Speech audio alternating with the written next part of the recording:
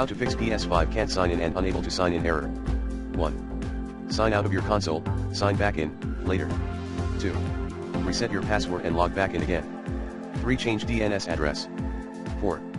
Delete the account from your PS5 via the PlayStation official website at https://www.playstation.com/n-us/support/contact-us.